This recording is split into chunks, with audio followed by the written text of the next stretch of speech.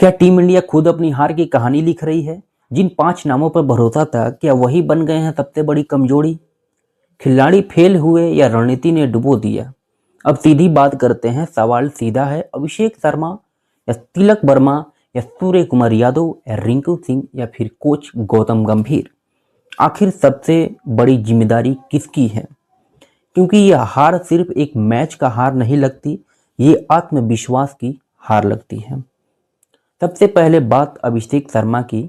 उनसे उम्मीद थी कि आक्रामक शुरुआत देंगे, दबाव तोड़ेंगे, विपक्षी गेंदबाजी को बैकफुट पर डालेंगे, लेकिन इस टूर्नामेंट में उनका आत्मविश्वास पहले जैसा नहीं दिखा।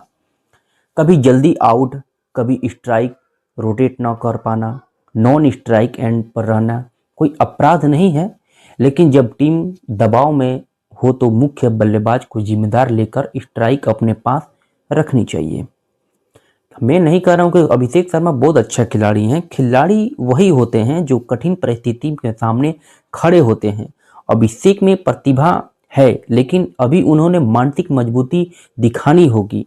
अब तिलक वर्मा की बात करते हैं। उन्होंने तीसरे नंबर पर इसलिए उतरा गया क्योंकि वह पारी संभाल सकते थे। विराट कोहली की तुलना करना ठीक नहीं, क्योंकि हर खिलाड़ी की अपनी शैली होती है, लेकिन तीसरे नंबर पर बल्लेबाज का काम होता है रन गति बनाए रखना, सिंगल डबल लेकर दबाव कम करना और जरूरत पड़े तो तेज खेलना।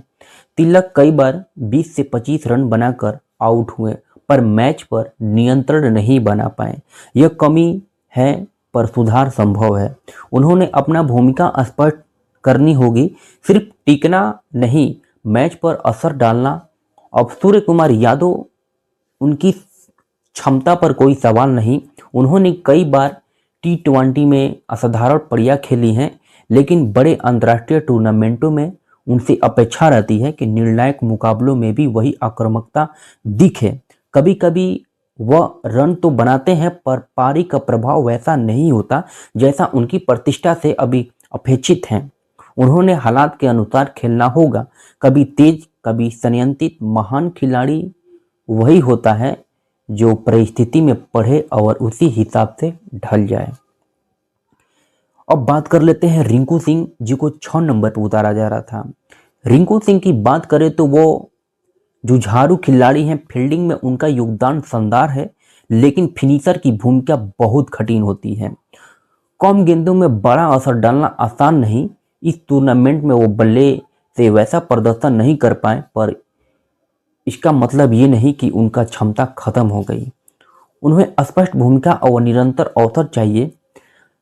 अब सबसे बड़ा सवाल ये है कि क्या रणनीति सही रही? कोच गौतम गंभीर का काम है टीम संयोजन मजबूत रखना। बड़े मैचों में बहुत अधिक प्रयोग कभी कभी उल्टा पड़ जाता है। मिडिल ओवर में संतुलन बिगड़ना, गेंदबाजी संयोजन में बदलाव, इन सब का असर मैच पर दिखता है, लेकिन पूरी जिम्मेदारी कोच पर डालना भी उचित नहीं। मैदान पर खेल खिलाड़ी ही जीतते हैं और हारते हैं। सच्चाई ये है कि हार किसी एक व्यक्ति की वजह से नहीं आती। जब सिर्फ क्रम लय में नहीं होता, मिडिल ऑर्डर बदलाव में टूटता है और रणनीति स्पष्ट नहीं दिखाती, तब टीम मुश्किल में फंसती है। क्रिकेट सामूहिक खेल ही, जीत भी सबकी होती है, हार भी सबकी। असली जरूरत क्या है? आत्मविश्वास की वापसी, स्पष्ट भूमिका।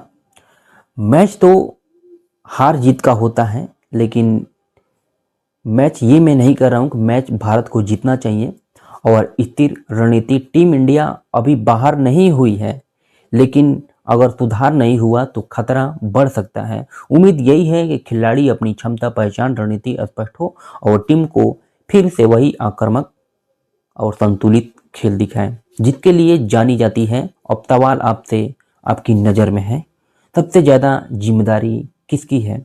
खिलाड़ी की कि कप्तान की या रणनीति की? अपना सुझाव कमेंट में जरूर बताएं।